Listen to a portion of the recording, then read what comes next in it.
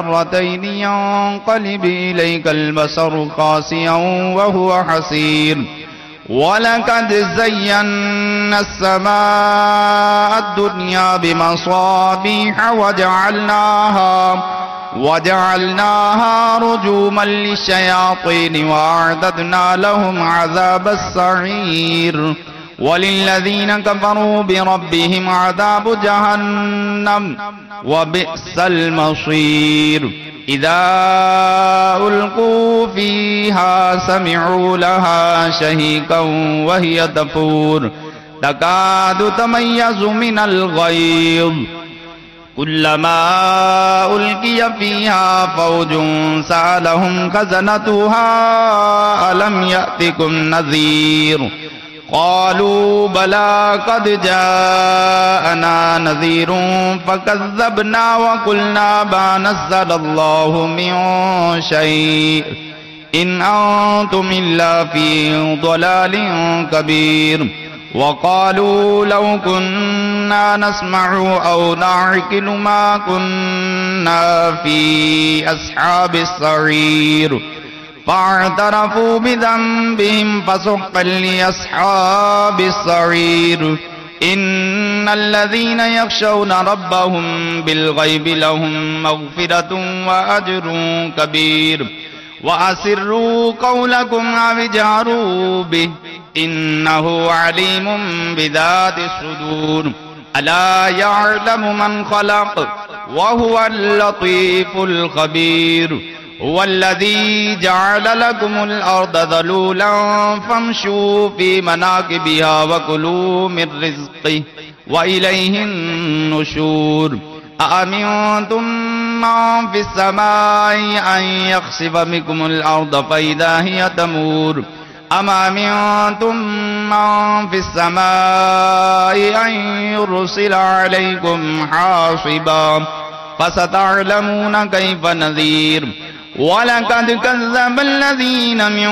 قَبْلِهِمْ فَكَيْفَ كَانَ نَكِيرِ أَوَلَمْ يَرَوْا إِلَى الطَّيْرِ فَوْقَهُمْ صَافَّاتٍ وَيَقْبِضْنَ مَا يُمْسِكُهُنَّ إِلَّا الرَّحْمَنُ إِنَّهُ بِكُلِّ شَيْءٍ بَصِيرٌ أَمَّنْ هَذَا الَّذِي هُوَ جُندٌ لَكُمْ يَنصُرُكُم مِّن دُونِ الرَّحْمَنِ إن الكافرون إلا في غرور أمن هذا الذي يرزقكم إن أمسك رزقه بل لجوا في عتب ونفور أفمن يمشي مكبا على وجهه أهدى أمن يمشي سويا على صراط مستقيم قل هو الذي أنشأكم وجعل لكم السمع والأبصار والأفئدة قليلا ما تشكرون قل هو الذي ذراكم في الأرض وإليه تحشرون ويقولون متى هذا الوعد إن كنتم صادقين قل إنما العلم عند الله وإنما أنا نذير مبين فلما رأوه زلفة سيئت وجوه الذين كفروا وقيل هذا الذي كنتم به تدعون قل أرأيتم إن أهلكني الله ومن معي أو رحمنا فمن يجير الكافرين من عذاب أليم قل هو الرحمن آمنا به وعليه توكلنا فستعلمون من هو في ضلال مبين قل أرأيتم إن أصبح ماؤكم غورا فمن يأتيكم بماء معين الله رب العالمين صدق الله العظيم.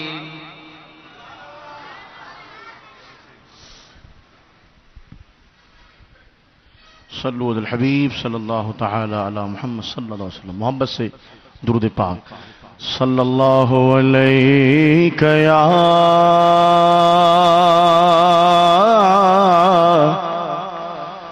یا رسول اللہ وسلم علیک یا حبیب اللہ تیرے قدموں میں جو ہے غیر کا منہ کیا دیکھے کون نظروں پہ چڑھے دیکھ کے تلوا تیرا آقا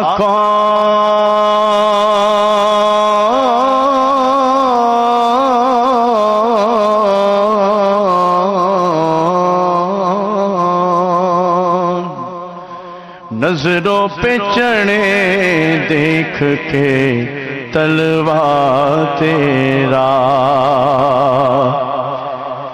تیرے ٹکڑوں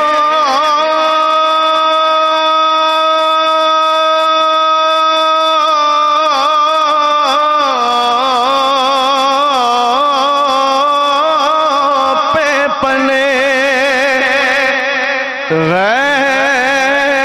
کی ٹھوکر پہ نہ ڈال جھڑکیاں کھائے کہاں چھوڑ کے صدقہ تیرا پڑھیے صلی اللہ علیہ یا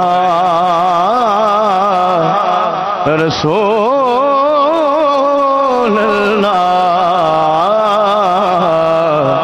وسلم علیک یا حبیب اللہ صلی اللہ سبحان اللہ صلی اللہ سبحان اللہ کہو صلی اللہ سبحان اللہ صلی اللہ سبحان اللہ کتھے مہر علی کتھے تیری ثنا کتھے مہر علی کتھے تیری ثنا مشتاق اکھیاں مشتاق اکھیاں کتھے جانیاں صلی اللہ سبحان اللہ صلی اللہ سبحان اللہ کہو صلی اللہ سبحان اللہ صلی اللہ سبحان اللہ مکھ چند بدر شاشانی یہ مکھ چند بدر شاشانی یہ متھے چمکے لاٹ نورانی یہ متھے چمکے لاٹ نورانی یہ کالی زلف تھے اکھ مستانی یہ کالی زلف تھے اکھ مستانی مخمور اخیرن مد بھنیا کتھے مہر علی کتھے تیری ثنا مشتاق اکھیاں مشتاق اکھیاں کتھے جانیاں صلی اللہ سبحان اللہ صلی اللہ سبحان اللہ صلی اللہ سبحان اللہ صلی اللہ سبحان اللہ اس صورت نو میں جانا تھا اس صورت نو میں جانا تھا جانا تھا تے جانے جہانا تھا جانا تھا تے جانے جہانا تھا سچ آنکھاں میں رب دی شانہ تھا سچ آنکھاں میں رب جس شان تو شانا سب بڑیا کتھے مہر علی کتھے تیری ثنا کتھے مہر علی کتھے تیری ثنا مشتاق کیا مشتاق کیا کتھے جانیا صلی اللہ سبحان اللہ صلی اللہ سبحان اللہ صلی اللہ سبحان اللہ صلی اللہ سبحان اللہ سبحان اللہ ما اجمل کا سبحان اللہ ما اجمل کا ما غسل کا ما اکمل کا ما غسل کا ما اکمل کا کتھے مہر علی کتھے تیری ثنا کتھے مہر علی کتھے تیری ثنا مشتاق کیا کتھے جانیا صلی اللہ سبحان اللہ صلی اللہ سبحان اللہ صلی اللہ سبحان اللہ صلی اللہ سبحان اللہ صلی اللہ سبحان اللہ صلی اللہ سبحان اللہ کہو صلی اللہ سبحان اللہ صلی اللہ سبحان اللہ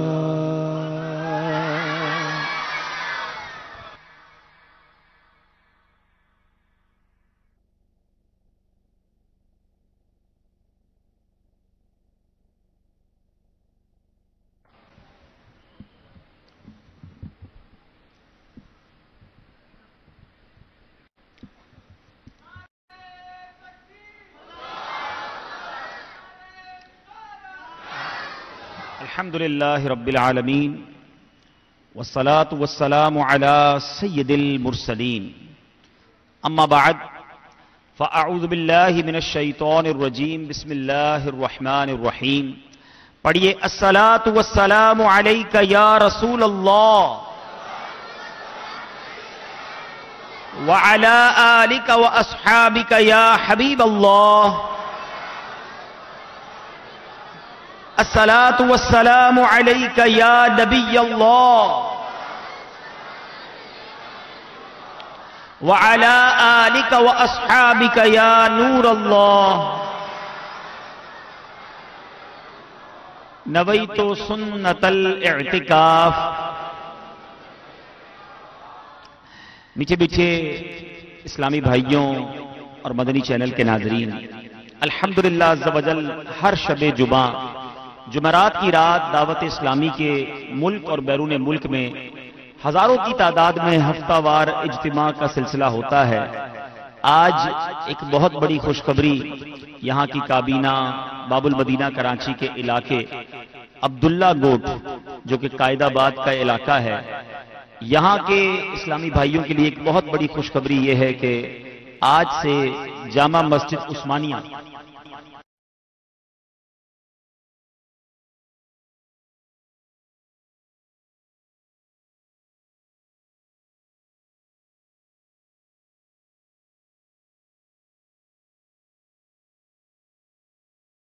مدنی مرکز فیضان مدینہ اور آج الحمدللہ 12 اجتماعات ہوئے آج یہ اجتماع شروع کیا گیا ہے اللہ کا اس اجتماع کی برکتیں ہم سے فرمائے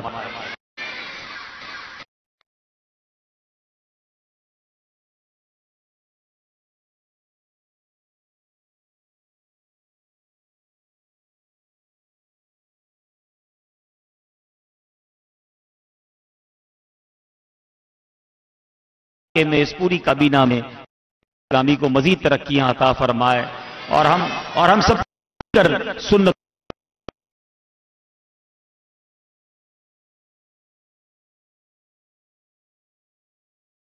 کے بارے میں عرض کرتا چلوں کہ جب میں داخل ہوں تو یا آ کر اعتکاف نیت کر لیا کریں. یہ ہمیشہ یاد رکھیں میں کھانا پینا سونا سحری یا افطاری کرنا، بعض اوقات ہم پانی وغیرہ بھی پی لیتے ہیں.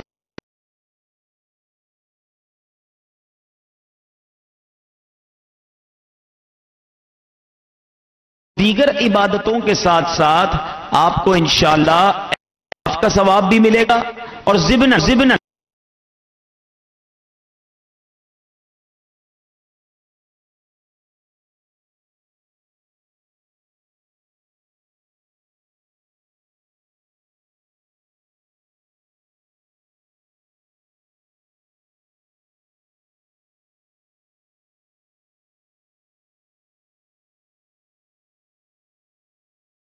دعوت اسلامی کا 3 روزہ سنت و برا اجتماع جاری ہے، جس میں لاکھوں لاکھ عاشقان رسول اللہ کی رحمت سے جمع ہوں گے.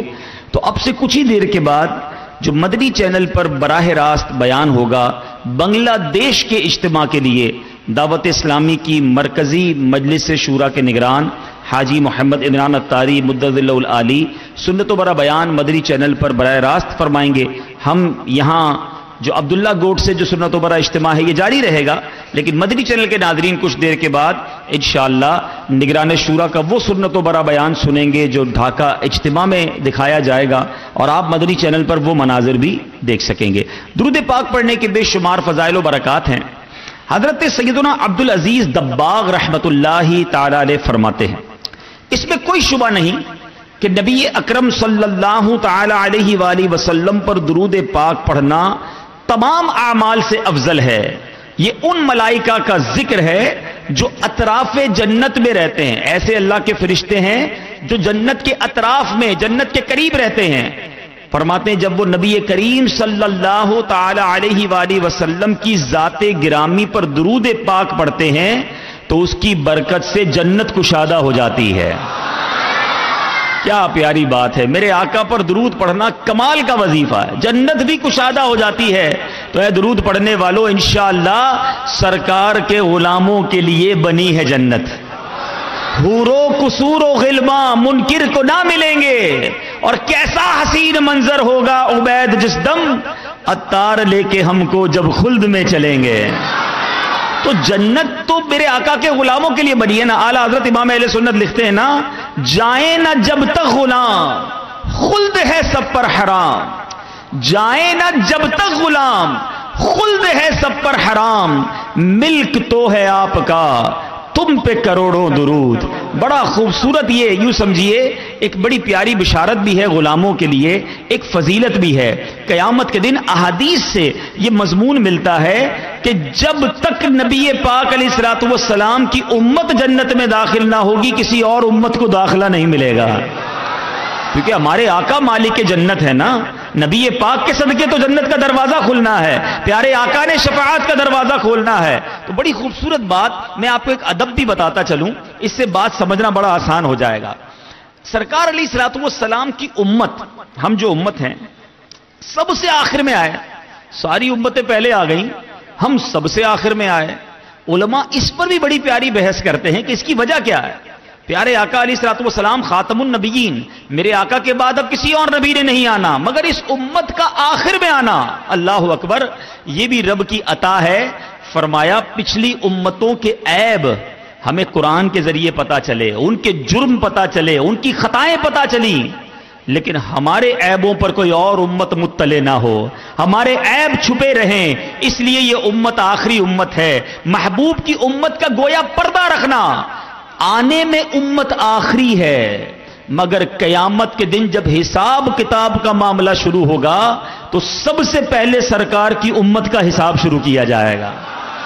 زیادہ انتظار نہ کرنا پڑے، اور جب جنت میں جانے کی باری آئے گی تو سب سے پہلے سرکار علیہ الصلوۃ والسلام کی امت کو جنت میں داخلہ دیا جائے گا. بلا تمثیل، بلا مثال سمجھنے کے لیے ایک بڑا خوبصورت اصول کتابوں میں لکھا. جب ہم مہمان آتے ہیں نا گھر پہ، تو علماء اگر ہوں دسترخوان پر، بزرگ ہوں، تو اس کا طریقہ یہ بتایا گیا کہ اگر دسترخوان پر سب کو ہاتھ دھلانا ہے کھانا کھلانے سے پہلے، تو علماء کا ہاتھ سب سے آخر میں دھلایا جائے، اور کھانا کھا چکے تو اس کے بعد سب سے پہلے کسی عالم دین ہو، علماء ہو، ان کے ہاتھ دھلوائے جائیں. بڑی ہے نا عجیب بات، لیکن بڑا پیارا اس میں نکتہ ہے. کھانے سے پہلے اگر سب سے پہلے عالم دین کا ہاتھ دھلوا دیا اور اب سارے مہمان ہاتھ دھو رہے ہیں تو عالم دین کو انتظار کرنا پڑے گا نا کہ جب سب ہاتھ دھو لیں پھر کھانا شروع ہوگا. فرمایا نہیں، علماء کو انتظار نہ کرائیں، عوام کو ہاتھ دھلوا دیں. کھانے سے بالکل آخری میں، کھانا شروع کرنے سے پہلے سب سے آخری ہاتھ علماء کے دھلوائے جائیں تاکہ وہ ہاتھ دھوئیں اور کھانا شروع فرما دیں. کھانے سے فارغ ہو، اب سب سے پہلے علماء کے ہاتھ دھلوائے جائیں تاکہ وہ اپنے معمولات سے فارغ ہو کر دیگر کاموں میں مصروف ہو جائیں، انہیں انتظار کی زحمت نہ اٹھانی پڑے. یہ مہمان کے اصولوں میں لکھا. اللہ اکبر، رب کی شان دیکھو. بلا تمثیل امت آئی سب سے آخر میں ہے مگر حساب سب سے پہلے لیا جائے گا، جنت میں سب سے پہلے داخل کیا جائے گا.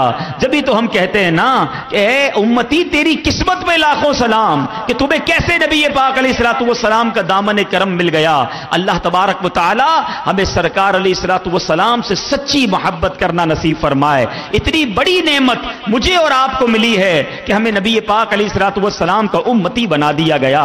اب اس کے شکرانے میں پیارے آقا علیہ الصلوۃ والسلام کی ذات والا تبار پر کثرت کے ساتھ درود پاک پڑھتے رہنے کی توفیق عطا فرمائے. جو یہاں عبداللہ گوٹھ میں مسجد عثمانیہ میں دعوت اسلامی کے نئے ہفتہ وار اجتماع میں آئے ہیں اور جو مدنی چینل کے ناظرین ہیں، آج تو ویسے بھی شب جمعہ ہے، درود پڑھنے کی رات ہے، جمعہ کا دن خاص درود پڑھنے کا دن ہے. سبحان اللہ، احادیث کرام میں مضمون ملتا ہے جو جمعہ کے دن 200 مرتبہ درود پاک پڑھ لے اس کے 200 برس کے گناہ معاف کر دیے جاتے ہیں. تو پھر کیوں نہ زیادہ سے زیادہ درود پاک پڑھیں. تو آئیے مل کر انشاءاللہ با آواز بلند درود پاک پڑھ لیں. صلو علی الحبیب صلی اللہ تعالی علی محمد صلی اللہ علیہ وسلم، اور نیت کریں انشاءاللہ ہر روز آنا کم از کم 313 مرتبہ درود پاک پڑھیں گے. پیچھے بیٹے اسلامی بھائیو، آئیے کچھ نیتیں بھی اچھی کر لیتے ہیں. نبی پاک صلی اللہ تعالی علیہ وسلم کا فرمان عالی شان، نیت المؤمن خیر من عملی. مومن کی نیت اس کے عمل سے بہتر ہوتی ہے. سب سے پہلے نیت کرتے ہیں کہ انشاءاللہ اللہ عز و جل کی رضا پانے، ثواب کمانے کے لیے اول تا آخر اجتماع میں شرکت کروں گا. نگاہیں نیچی کیے خوب کان لگا کر بیان سنوں گا. ٹیک لگا کر بیٹھنے کے بجائے علم دین کی تعظیم کی خاطر جہاں تک ہو سکا 2 زانو بیٹھوں گا. جن کے لیے ممکن ہو جس طرح اتحیات میں بیٹھتے ہیں اس طرح 2 زانو بیٹھ جائیں. ضرورتاً سرک سمٹ کر دوسرے کے لیے جگہ کشادہ کروں گا. دھکا وغیرہ لگا تو صبر کروں گا. گھورنے، جھڑکنے اور الجھنے سے بچوں گا. جب بھی صلو علی الحبیب، اذکر اللہ، توبو الی اللہ وغیرہ کسی نے صدا لگائی تو ثواب کمانے اور صدا لگانے والے کی دل جوئی کے لیے بلند آواز سے جواب دوں گا. اچھا، بیان کے بعد انشاءاللہ آگے بڑھ کر سلام اور مصافحہ اور انفرادی کوشش کرنے کی کوشش کروں گا. ماشاءاللہ، آج ایک بڑی عظیم ہستی کا ہم نے تذکرہ کرنا ہے.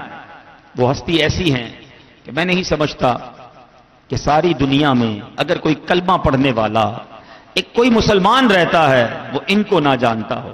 اللہ نے ایسا مرتبہ دیا، ایسا مقام دیا، ایسا عروج دیا کہ آج بھی ان کا ذکر ہوتا ہے تو سر ادب سے جھک جاتا ہے. وہ کون ہیں؟ بریلی کے تاجدار ان کے بارے میں لکھتے ہیں نا، واہ کیا مرتبہ اے غوث ہے بالا تیرا، واہ کیا مرتبہ اے غوث ہے بالا تیرا، اونچے اونچوں کے سروں سے قدم آلا تیرا، سر بھلا کیا کوئی جانے کہ ہے کیسا تیرا، اولیاء ملتے ہیں آنکھیں وہ ہے تلوا تیرا، کیا دبے جس پہ حمایت کا ہو پنجا تیرا. غوث پاک کی بات تو چھوڑو، جو غوث کا سچا غلام ہو جائے سنو اس کا کیا حال ہوتا ہے. اعلیٰ حضرت لکھتے ہیں، کیا دبے جس پہ حمایت کا ہو پنجا تیرا، شیر کو خطرے میں لاتا نہیں کتا تیرا. آج انہی پیران پیر، پیر دستگیر، روشن ضمیر، قطب ربانی، محبوب سبحانی حضرت شیخ عبد القادر جیلانی رضی اللہ تعالیٰ عنہ کا تذکرہ خیر کرنا ہے، آپ کی زندگی کے بارے میں سننا ہے، آپ کی زندگی کے حسین واقعات بھی سننے ہیں۔ توجہ سے بیان سنیں گے تو کچھ غلط فہمیاں، کچھ مسکنسیپشن، کوئی ایسے وسوسے جو شیطان دل میں ڈال دیتا ہے، اللہ نے چاہا اس کی بھی کاٹ ہوگی۔ بغداد کے ایک عالم دین نماز جمعہ کے بعد اپنے شاگردوں کے ساتھ فاتحہ خوانی کے لیے قبرستان گئے تو وہاں ایک سیاہ رنگ کا سانپ دیکھا۔ گوٹھ کے لوگ ہیں، یہاں بھی کبھی کبھی ان کو سانپ نظر آ جاتا ہوگا۔ بغداد میں انہوں نے سانپ دیکھا قبرستان میں، تو ان بزرگ نے اسے مار ڈالا، سانپ کو ڈنڈا مار کے مار ڈالا۔ کچھ دیر کے بعد گرد و غبار اڑی اور وہ اپنے شاگردوں کی نظروں سے اوجھل ہو گئے۔ وہ بزرگ جنہوں نے سانپ کو مارا وہ غائب ہو گئے۔ اپنے استاد صاحب کی اچانک گمشدگی کو جب دیکھا سارے طلبہ حیران ہو گئے، پریشان ہو گئے۔ کچھ دیر کے بعد دیکھا تو وہی استاد صاحب بڑا اعلیٰ لباس، بڑا قیمتی لباس پہن کر واپس آ رہے ہیں۔ جب ان سے پوچھا گیا کہ ماجرا کیا ہے، اب غائب ہو گئے تھے اچانک، اب آئے ہیں تو بڑا اچھا لباس پہنا ہے، تو فرمانے لگے مجھے جنات اٹھا کر ایک جزیرے پر لے گئے تھے، مجھے جنات اٹھا کر ایک جزیرے آئلینڈ میں لے گئے اور مجھے دریا میں غوطہ دینے کے بعد اپنے بادشاہ یعنی جنات کے بادشاہ کے سامنے حاضر کر دیا۔ میں نے دیکھا کہ جنات کا بادشاہ ہاتھ میں ننگی تلوار لیے تخت پر بیٹھا ہے، سامنے اس کے ایک نوجوان کی لاش ہے جس سے خون بہ رہا ہے۔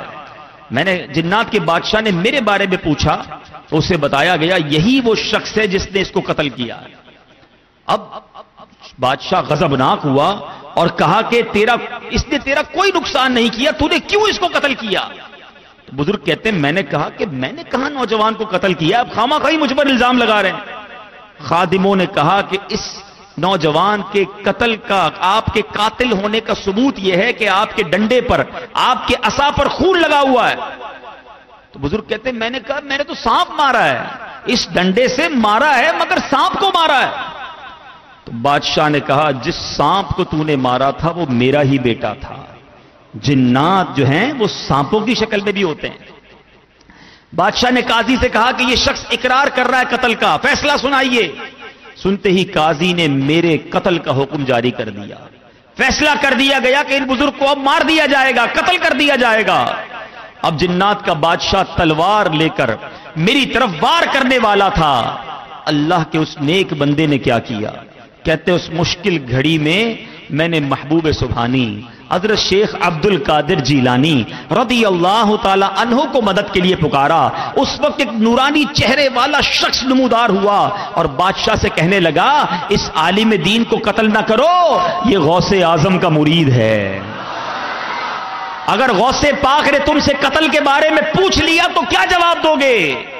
جنات کے جب بادشاہ نے یہ بات سنی، سرکار غوث پاک کا نام سنا، تلوار سائیڈ پہ رکھ دی۔ کہتے ہیں مجھ سے کہا جو عزت و تعظیم میرے دل میں غوث اعظم کی ہے اس کی خاطر میں نے تمہارا قصور معاف کیا، اب تم ہی میرے بیٹے کا جنازہ پڑھاؤ، اس کے لیے مغفرت کی دعا کرو۔ اس کے بعد ان جنات نے مجھے بڑا اکرام کے ساتھ عزت والا لباس پہنایا اور مجھے رخصت کر دیا۔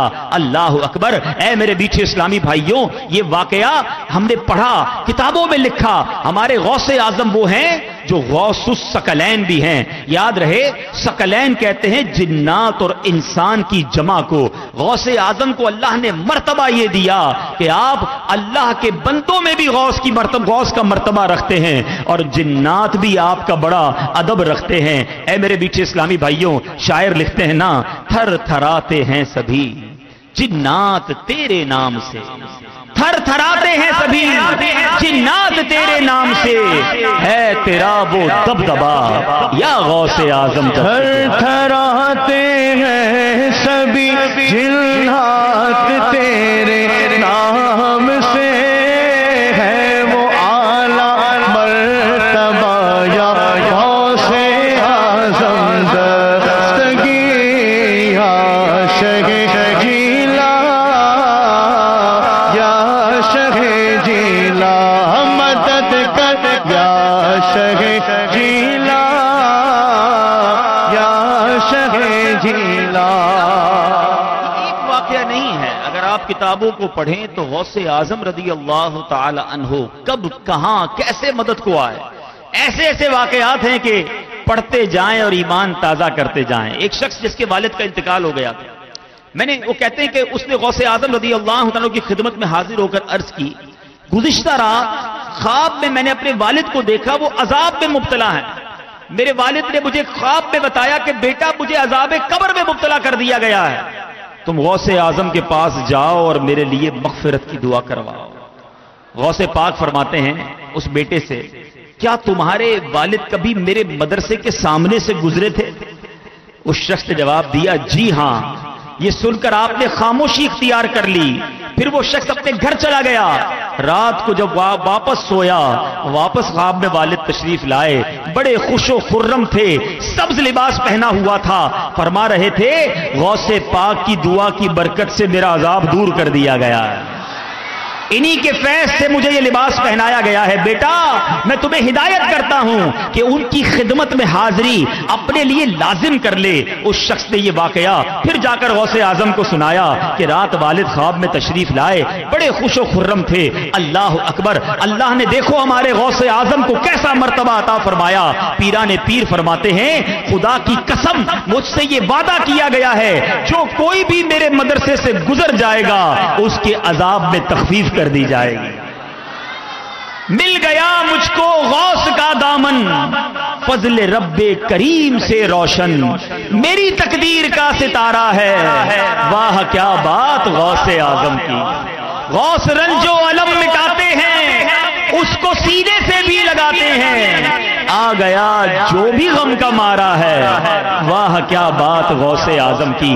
اے میرے میٹھے اسلامی بھائیوں، آپ نے دیکھا کہ غوث پاک دعا فرماتے، اللہ اکبر، رب کریم کی عطا سے اس بندے پر جس پر عذاب ہوتا، عذاب دور ہو گیا۔ اس حکایت سے پتا چلا کہ بزرگوں کی بارگاہ میں حاضری جو ہے وہ رحمت کے نزول کا سبب ہے۔ ہمیں بھی چاہیے کہ ہم بزرگوں کی بارگاہ میں، مزارات اولیاء پر، اللہ والوں کی بارگاہ میں حاضری دیتے رہا کریں اور وہاں جا کر رب سے دعا کریں، ضرور کرم نوازی ہوگی۔ نبی پاک صلی اللہ تعالی علیہ وسلم ارشاد فرماتے ہیں، کیا میں تمہاری اس چیز کی اصل پر رہنمائی نہ کروں جس سے تم دنیا اور آخرت کی بھلائی پالو؟ تو فرمایا تم ذکر والوں کی مجلس اختیار کرو، اور جب تم تنہائی میں ہو تو جہاں تک ہو سکے اپنی زبان اللہ کریم کے ذکر میں ہلاتے رہو، اس کی راہ میں محبت کرو، اللہ عز و جل کی راہ میں عداوت کرو، اللہ ہی کے لیے محبت ہو، اللہ ہی کے لیے دشمنی ہو، اور نیک لوگوں کی محفل ہو، ذکر والوں کی محفل ہو، اللہ اور اس کے رسول کا ذکر کرنے والے جہاں جمع ہو جائیں وہ رحمتوں کا نزول ہوتا ہے۔ اے میرے بیٹے اسلامی بھائیوں، مفتی احمد یار خان علیہ رحمت الحنان اس حدیث کے تحت فرماتے ہیں، اس کی شرح میں فرماتے ہیں، اس سے مراد علماء دین، اولیاء کاملین، صالحین اور واصلین کی مجلسیں ہیں، کیونکہ یہ مجلسیں جنت کے باغات ہیں۔ جیسا کہ دوسری حدیث میں ہے کہ یہ مجلسیں خواہ مدرسے ہوں یا درس قرآن، حدیث کی مجلسیں یا حضرات صوفیاء کی مجالس، یہ فرمان بہت جامع ہے۔ جس مجلس میں، جس اجتماع میں اللہ عز و جل کا خوف اور نبی پاک کا عشق اور اطاعت رسول کا شوق پیدا ہو، وہ مجلس اکسیر ہے، بہت مفید ہے۔ تو اے میرے بیچ اسلامی بھائیوں، پتہ چلا نیک لوگوں کی صحبت، اچھوں کی صحبت یہ بندے کو بہت کچھ عطا کر دیتی ہے۔ اب آپ خود سوچیں نا کہ ہم ایسی جگہ چلے جائیں جہاں بارش برس رہی ہو، ہم قریب جائیں گے تو ہم پر بھی تو کچھ چھینٹے پڑیں گے نا، ہیں؟ اب جو بندہ مزارات اولیاء پر جائے، اللہ نصیب کرے تو مدینہ منورہ جائے، غوث پاک کے دربار میں جائے، مکہ مکرمہ جائے، اللہ والوں کے پاس جائے، ان پر رحمتیں برس رہی ہیں، اللہ کی رحمت سے امید ہے کچھ چھینٹے ہم پر بھی پڑ جائیں گے۔ برستا نہیں دیکھ کر ابر رحمت، برستا نہیں دیکھ کر ابر رحمت، بدوں پر بھی برسا دے برسانے والے۔ اے میرے میٹھے اسلامی بھائیوں، برے دوست، بری محفلیں یہ کتنی نقصان دہ ہیں، اور اچھے دوست، نیک دوست یہ کتنے فائدے مند ہیں۔ مولا علی کرم اللہ تعالی وجہ الکریم فرماتے ہیں، فاجر یعنی کھلے عام گناہ کرنے والے سے بھائی بندی نہ کرو کہ وہ اپنے برے فعل کو تمہارے لیے بنا سوار کر پیش کرے گا، اور یہ چاہے گا کہ تم بھی اس جیسے ہو جاؤ۔ برا دوست ہوتا ہے نا، وہ اپنی برائیوں کو چھپا چھپا کے پیش کرے گا. اس کی تمنا یہ ہوتی ہے کہ تم بھی اس جیسے برے ہو جاؤ, اور اپنی بدترین خصلت کو اچھا کر کے بتائے گا. تمہارے پاس اس کا آنا جانا عیب اور باعث شرم ہے. دیکھیں جس کے برے دوست ہوتے ہیں نا, لوگ اس کے بارے میں اچھی بات نہیں کرتے. یار اس کا اٹھنا بیٹھنا شرابیوں کے ساتھ ہے, یہ تو جواریوں کے ساتھ بیٹھتا ہے, اس کے تعلقات اچھے لوگوں سے نہیں. انسان کی پہچان اس کے دوستوں سے ہوتی ہے. ہم سوچیں ہماری گیدرنگ, ہمارے دوست کون ہیں. آگے سنیے, آپ فرماتے ہیں احمق سے بھی بھائی چارہ نہ کرو. بے وقوف سے دوستی بھی اچھی نہیں, کہ وہ اپنے آپ کو مشقت میں ڈال دے گا اور تمہیں کچھ نفع نہیں پہنچائے گا. اور کبھی یہ ہو سکتا ہے کہ تمہیں نفع پہنچانے کی کوشش کرے پھر بھی نقصان پہنچا دے گا. بچپن میں ایک کہانی پڑھی تھی, یہ بڑی فٹ آتی ہے یہاں پر. احمق جو ہوتا ہے نا, بے عقل بے وقوف, یہ دوست نادان دوست کہلاتا ہے, نقصان ہی کر دیتا ہے. ایک بندے نے ریچھ سے دوستی کر لی. ریچھ جو ہے جانور ہے, اس کا بڑا یارانہ ہو گیا. ایک بار وہ سو رہا تھا, ریچھ کھڑا تھا کہ اس کا خیال کروں گا. ایک مکھی اس کے دوست کے ناک پر آ کر بیٹھ گئی. ریچھ نے اڑایا, وہ مکھی پھر اڑ گئی. دوبارہ آ کر بیٹھ گئی, پھر اڑایا, پھر اڑ گئی. بڑا غصہ آیا کہ یہ مکھی میرے دوست کو تنگ کر رہی ہے. اتنا بڑا پتھر اٹھا کے آیا کہ اب مکھی کی خیر نہیں, اب بیٹھ کے دکھایا. اب جیسے ہی مکھی بیٹھی تو اس نے پتھر دے مارا. دوست ہی چلا گیا. اڑانے مکھی گیا تھا, بھلا کرنے گیا تھا, بندہ ہی چلا گیا. یہ نادان دوست ہے, یہ احمق دوست ہے, اس کو یہ بھی نہیں پتا بھلائی کیسے کی جاتی ہے. تو دوستی احمقوں سے بھی نہیں ہونی چاہیے. اور پھر فرمایا جھوٹے شخص سے بھی بھائی چارہ نہ کرو. یار میرا دوست ہے بڑا اچھا, بڑا کام آتا ہے, کبھی سوچا جھوٹ بولتا ہے. جو اللہ کی نافرمانی کرتا ہے وہ تمہارے ساتھ بھلا کیسے کرے گا. جھوٹوں پر خدا کی لعنت ہے, اور جھوٹے دوست بنائے ہوئے ہیں. فرمایا اس کے ساتھ مل جل کر رہنا تمہیں نفع نہ دے گا, تمہاری بات دوسروں تک پہنچائے گا, دوسروں کی بات تم تک پہنچائے گا. جو آ کر ہمیں بتا رہے ہوتے ہیں نا, یار فلاں یہ کر رہا ہے, فلاں وہ کر رہا ہے, ہاں اس نے یہ کیا, ہم بڑا غور سے سن رہے ہوتے. اچھا یار یہ تو مجھے اندر کی باتیں بتا رہا ہے. اللہ کے بندوں, یہ تمہیں دوسروں کی باتیں بتا رہا ہے, تمہاری باتیں کہیں اور بتا رہا ہے. یہ چغل خور جو ہے نا, یہ جو جھوٹے ہیں, یہ محبتوں کے چور ہیں. ہمیں کیوں چاہیے ایسے دوست؟ علماء فرماتے ہیں کتابوں میں لکھا, دوست وہ ہوتا ہے جس کو دیکھ کر خدا یاد آ جائے. میں آپ سب سے پوچھنا چاہتا ہوں, جتنے اسلامی بھائی یہاں ہیں, کوئی ایک دوست ایسا ہے ہمارا کہ میں جس کو دیکھوں تو مجھے خدا یاد آ جائے؟ ہمارے دوست تو ایسے بنائیں جس کو دیکھ کر فلمیں یاد آتی ہیں, سنیما یاد آتے ہیں, گندے لطیفے یاد آتے ہیں, عجیب عجیب موبائل کے کلپ وہ ہمیں دکھا رہا ہوتا ہے, لطیفے سناتا ہے, گھمانے پھرانے لے جاتا ہے, میوزیکل شو میں لے جاتا ہے. ارے ایسا دوست کس کام کا کہ میں نمازی بھی بن جاؤں تو مذاق اڑائے کہ کیا مولوی ہو گیا ہے کیا, جمعے کو پڑھ لینا نا. اب تمہیں جمعرات کو اجتماع میں جانے کی کیا ضرورت ہے؟ ہو سکتا ہے یہاں بھی کسی کو آنے سے روکا ہو دوست نے. کوئی بات نہیں بھائی, یہ تمہارا اجتماع شروع ہو گیا, تم دوستوں کو چھوڑ کے جا رہے ہو. نیا اجتماع شروع ہو گیا, تم اتنے خوشی کیوں منا رہے ہو؟ آپ سوچیں وہ دوست کس کام کا جو دنیا میں بھی مجھے نیکیوں سے روک رہا ہے. دوست وہ ہونا چاہیے کہ اگر میں سست پڑ جاؤں نماز میں تو ہاتھ پکڑے اور مجھے مسجد میں لے جائے. وہ دیکھے مجھے گناہ کرتے ہوئے تو سمجھائے بھائی کیا کر رہے ہو. ارے دوست وہ کام کا کہ مر جاؤں تو مجھے سنت کے مطابق کفن دے, غسل دے, تدفین کرے, نماز جنازہ پڑھے اور روز نماز پڑھ کے دعا کرے کہ یا اللہ میرے دوست کی مغفرت فرما دے. ایسا دوست بنایا نہیں بنایا؟ اے میرے میٹھے اسلامی بھائیوں, علماء کرام, یہ دین بتین کی جو اجتماعات ہیں ماشاءاللہ, اور بالخصوص دعوت اسلامی کا مدنی ماحول, یہاں آپ کو ایسے دوست مل جائیں گے کہ جو انشاءاللہ دنیا میں بھی کام آئیں گے, آخرت میں بھی کام آئیں گے. پنجابی شاعر بڑی پیاری بات لکھتے ہیں, کاش دل میں گھر کر جائے. وہ لکھتے ہیں بھلے بدے دی صحبت یاروں جویں دکان اتاراں. خوشبو کی دکان جو ہوتی ہے نا, آپ گئے ہوں گے عطر کی دکان پر, پرفیوم شاپ پر کبھی جائیں تو جو اچھے بندے ہوتے ہیں نا, نیک لوگ, ان کی صحبت ایسی ہے جیسے عطر والے کی دکان ہے.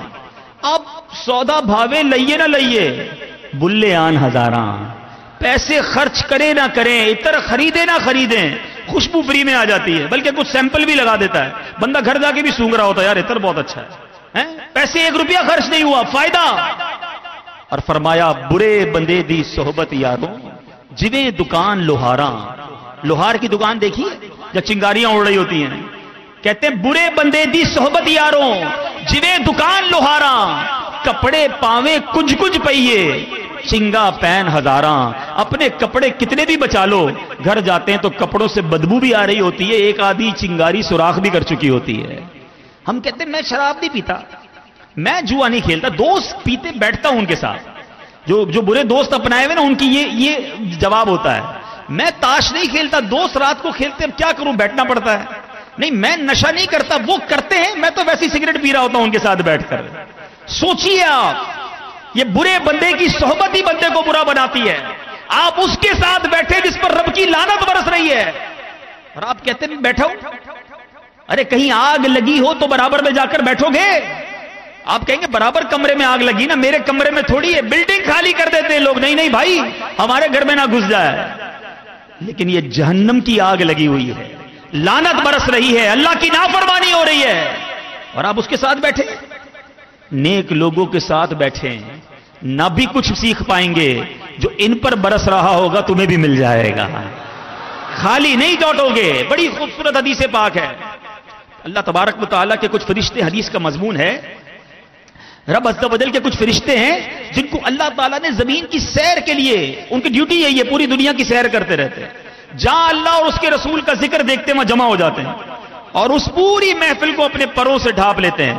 اے پاک شیرازی کابینہ والو، عبداللہ گوٹ کی جامع مسجد عثمانیہ والو، ہفتہ وار اجتماع مبارک ہو، اللہ کی رحمت سے امید ہے ہمارے اس اجتماع کو بھی فرشتوں نے ڈھانپا ہوا ہوگا۔ جب فارغ ہو کر جاتے ہیں اللہ کی بارگاہ میں، رب حالانکہ سب جانتا ہے، ارشاد فرماتا فرشتوں کدھر سے آ رہے ہو؟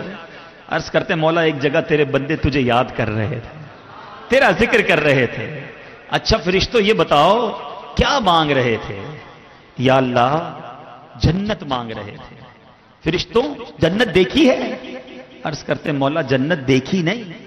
اچھا دیکھ لیتے تو کیا کرتے؟ یا اللہ تیرے بندے جنت دیکھ لیتے اور روتے اور گر گڑاتے، تڑپ سے اور مانگتے۔ فرشتوں کیا انہوں نے مجھے دیکھا ہے جو میرا ذکر کر رہے تھے؟ حدیث کا مضمون ہے کہ اللہ تجھے دیکھا نہیں ہے، پھر بھی تجھ سے محبت کرتے ہیں، پھر بھی تیرا ذکر کر رہے تھے۔ میرے فرشتوں مجھے دیکھ لیتے تو کیا کرتے؟ یا اللہ تجھے دیکھ لیتے، پھر تو تیرے بندے والہانہ اور محبت سے تیرا ذکر کرتے۔ فرشتوں کس چیز سے وہ پناہ مانگ رہے تھے، توبہ کر رہے تھے، پناہ مانگ رہے تھے؟ عرض کرتے مولا جہنم سے پناہ مانگ رہے تھے۔ اے میرے فرشتوں انہوں نے جہنم دیکھی ہے؟ عرض کرتے مولا جہنم دیکھی نہیں۔ اگر دیکھ لیتے تو کیا کرتے؟ عرض کرتے مولا اگر وہ جہنم دیکھ لیتے اور گر گڑاتے اور روتے، تڑپ کر جہنم سے پناہ مانگتے۔ رب ارشاد فرماتا ہے میرے فرشتوں گواہ ہو جاؤ، جن بندوں نے مجھے دیکھا نہیں میرا ذکر کر رہے ہیں، میری جنت دیکھی نہیں جنت مانگ رہے ہیں، جہنم دیکھی نہیں جہنم سے پناہ مانگ رہے ہیں۔ اے فرشتوں گواہ ہو جاؤ میں نے سب کی مغفرت فرما دی۔ بہت کمال کی حدیث ہے، مگر اس حدیث کا جو اگلا حصہ ہے نا وہ مور امپورٹنٹ ہے، بہت خوبصورت، زیادہ اہم ہے، اور یہ میرے موضوع سے متعلق بھی ہے۔ فرشتے عرض کرتے ہیں مولا ان میں ایک بندہ ایسا بھی تھا جو تیرا ذکر کرنے نہیں آیا تھا، ہو سکتا ہے یہاں کوئی اجتماع میں آیا ہو، کسی سے ملنے آیا ہو، زبردستی دوست پکڑ کے لے آیا ہو، دیکھو یہ بھلے بندے کی صحبت ہے، یہ نیک لوگوں کی صحبت ہے۔ فرشتے عرض کرتے مولا ایک بندہ ایسا بھی تھا جو ذکر کرنے ہی نہیں آیا۔ اللہ ارشاد فرماتا ہے میرے فرشتوں یہ وہ محفل ہے، یہ وہ لوگ ہیں جن کا ہم نشین بھی محروم نہیں رہتا، میں نے اس کی بھی مغفرت فرما دی ہے۔ ان پر برس رہا ہے تم پر بھی برس جائے گا، پھر کیوں نیک اجتماعات میں نہ جائیں، پھر کیوں اچھے لوگوں کی صحبت نہ اپنائیں؟ تو اے میرے بیچ اسلامی بھائیوں بات چل رہی تھی پیران پیر دستگیر سیدی غوث اعظم رضی اللہ تعالیٰ عنہ کی، آپ رحمت اللہ تعالیٰ علیہ کے بارے میں آتا ہے کہ ایک بار آپ کے بعض مشائخ جو ہیں وہ روایت کرتے ہیں کہ ہم سیدنا شیخ عبد القادر جیلانی رضی اللہ تعالیٰ عنہ کے مدرسے میں بیٹھے ہوئے تھے، آپ نے اپنے ہاتھ میں لکڑی کی، آپ کی لکڑی کی چپلیں تھیں، پہن لی اور وضو کر کے 2 رکعت نفل ادا کرنے لگے۔ نماز کے بعد غوث پاک نے بلند آواز میں نعرہ لگایا اور اپنی ایک چپل پکڑ کر ہوا میں پھینک دی، وہ غائب ہو گئی چپل۔ تھوڑی دیر بعد دوسری چپل بھی اٹھائی اور آپ نے ہوا میں پھینک دی نعرہ لگا کر۔ ہم اپنی جگہ بیٹھے، کسی کی ہمت نہیں ہوئی کہ پوچھیں حضرت یہ کیا کیا، چپل گئی کہاں، آپ نے پھینکی کدھر؟ اب کہتے 23 دن گزر گئے، اس کے بعد ایک قافلہ بغداد میں آیا اور وہ قافلے کا امیر کہنے لگا کہ ہمارے پاس غوث پاک رضی اللہ تعالیٰ عنہ کے لیے تحفہ ہے۔ آپ سے ذکر کیا تو آپ نے فرمایا وہ لے آئیں. قافلے والوں نے ہمیں 1 من ریشمی کپڑا، بہت سا سونا اور وہی دونوں لکڑی کی چپلیں پیش کر دی. قافلہ چپلیں بھی لے کر آیا، تحائف بھی لے کر آیا. اللہ اکبر. اب 23 دن پہلے غوث پاک نے جو ہوا میں چپلیں پھینکی تھیں، کہا بات تو بتاؤ یہ چپلیں تمہارے پاس کیسے، یہ تحفہ کیوں؟ کہتے ہیں بات یہ ہے 23 دن پہلے 3 صفر المظفر کو، اتوار کا دن تھا، ہم جنگل میں سفر کر رہے تھے، اچانک ڈاکوؤں نے ہم پر حملہ کر دیا. ان کے 2 سردار تھے، وہ لوگ ہمارے مال و اسباب لوٹ کر لے گئے. کچھ مسافروں کو موت کے گھاٹ بھی اتار دیا، اور قافلہ لوٹنے کے بعد قریب ہی ایک وادی میں سارا مال آپس میں بانٹ رہے تھے، گویا انجوائے کر رہے تھے. ہم نے پکار کر کہا یا شیخ عبد القادر جیلانی ہماری مدد فرمائیے. ہم ایسے ہی نہیں کہتے، قسم ہے کہ مشکل کو مشکل نہ پایا، قسم ہے کہ مشکل کو مشکل نہ پایا. کہا ہم نے جس وقت یا غوث اعظم یہ عطائے دستگیری کوئی میرے دل سے پوچھے، یہ عطائے دستگیری کوئی میرے دل سے پوچھے، وہیں آ گئے مدد کو میں نے جب جہاں پکارا. یہ عطائے دستگیری کوئی پوچھے میرے دل سے، یہ عطائے دستگیری کوئی پوچھے میرے دل سے، وہیں آ گئے مدد کو، وہیں آ گئے مدد کو، میں نے جب کہیں پکارا. اب اس مضطرب، اس لٹے ہوئے شخص نے غوث اعظم کو پکارا. کہتے ہیں اسی دوران ہمیں وادی میں نعرے سنائی دیے ہیں اور ساری وادی گونج اٹھی. ڈاکو دہشت زدہ ہو گئے، ہانپتے کانپتے ہمارے پاس آئے. اپنا مال کہا واپس لے لو، دیکھو تو صحیح ہمارے ساتھ کیا ہوا ہے. کہتے جب ہم اس جگہ گئے جہاں مال پڑا تھا، ڈاکو مل کے مال بانٹ رہے تھے، دیکھا تو دونوں سردار مر چکے تھے اور غوث پاک کی یہ دونوں چپلیں وہیں پڑی ہوئی تھیں. مال و متا سارا واپس لوٹا دیا. ہم غوث پاک کی خدمت میں یہ ہدیہ لے کر آئے ہیں. اے میرے میٹھے اسلامی بھائیوں، وسوسوں میں نہ آئیے. اللہ نے جن کو غوث پاک کا دامن دیا ہے تم بڑے خوش نصیب ہو. اللہ کے اس ولی پر بھروسہ رکھنا، اللہ کی عطا سے رب نے انہیں بڑا مقام دیا ہے. سچی محبت اپنے دل میں رکھنا.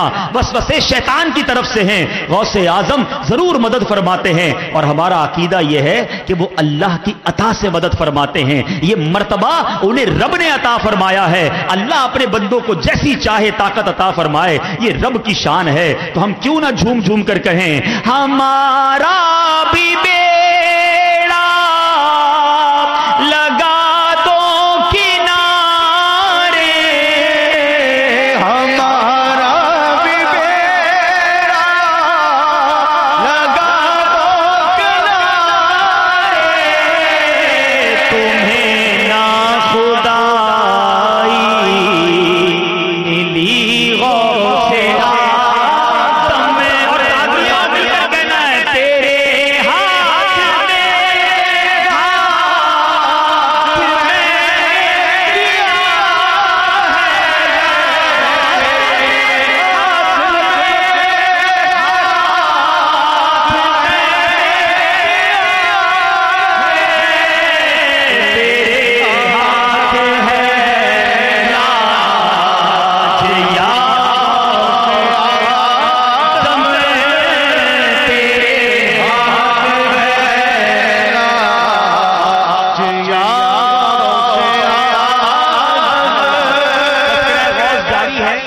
تمہیں چینل کے ناظرین، اب ہم آپ کو لیے چلتے ہیں بنگلہ دیش ڈھاکہ کے اجتماع کی طرف، جہاں مرکزی مجلس شورا کے نگران حاجی محمد عمران اتاری مدد اللہ العالی سنت و برا بیان فرمائیں گے. یہ بیان انشاءاللہ چلتا رہے گا ابھی کچھ دیر، ریکارڈ بھی ہو جائے گا، اپنا گھبرائیں. بعد میں اگر اس بیان کو آپ سننا چاہیں گے تو مدنی چینل پر سن سکیں گے. صلو علی الحبیب.